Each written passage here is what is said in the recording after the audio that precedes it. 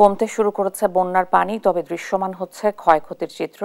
এই মুহূর্তে মৌলভীবাজার থেকে যুক্ত হচ্ছেন সহকর্মী সালেহ এলাহি কুটি।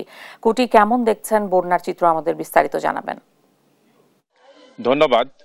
মৌলভীবাজারের সার্বিক বন্যা পরিস্থিতির অনেকটাই উন্নতি হয়েছে এবং জনজীবন অনেকটা স্বাভাবিক হয়ে আসতেছে, কিন্তু যেটা হচ্ছে যে মৌলভীবাজারের যে বন্যায় যে ক্ষতি হয়েছে সেই ক্ষতিটা কাটিয়ে ওঠার জন্য মানুষের যে লড়াই সংগ্রাম, সেটা মানুষ অনেকটা দিশাহারা হয়ে গেছে। আমি কথা বলেছিলাম জেলা প্রশাসকের সাথে, জেলা প্রশাসক আমাকে জানিয়েছেন যে 3বারের বন্যায় মৌলভীবাজারে 747 কোটি টাকার ক্ষতি হয়েছে এবং সর্বশেষ যে বন্যা, এই বন্যায় প্রায় 504 কোটি টাকার ক্ষতি হয়েছে। অর্থাৎ মৌলভীবাজারের সড়কের ক্ষতি হয়েছে, মৎস্য বিভাগের ক্ষতি হয়েছে, কৃষির ক্ষতি হয়েছে এবং ব্যক্তি মালিকানাধীন অনেকের ঘরবাড়ি ক্ষতি হয়েছে।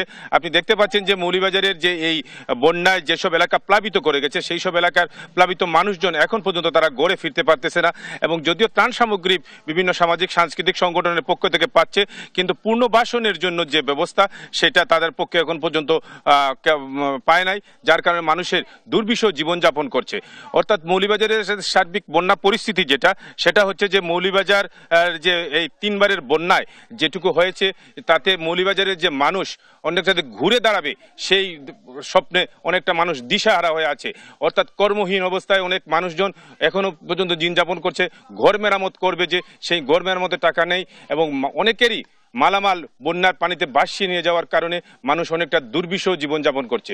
সার্বিক অর্থে মৌলভীবাজারের যে বন্যা পরিস্থিতি অনেকটা উন্নতি হলে মানুষের দুর্ভোগ কমছে না, সেই সাথে বাড়ছে মানুষের রোগ বালাই।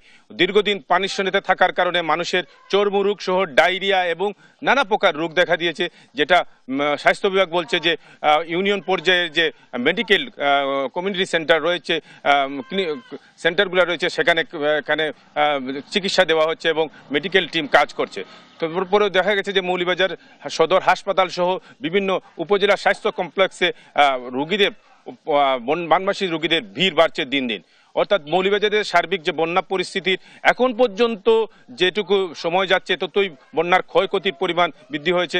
অর্থাৎ সার্বিক অর্থে এখন পর্যন্ত যেটি হয়েছে যে প্রায় 747 কোটি টাকার ক্ষয়ক্ষতি হয়েছে বলে জেলা প্রশাসক আমাকে জানিয়েছেন। অর্থাৎ এই হচ্ছে মৌলভীবাজারের সার্বিক বন্যার পরিস্থিতির সর্বশেষ ক্ষয়ক্ষতির তথ্য।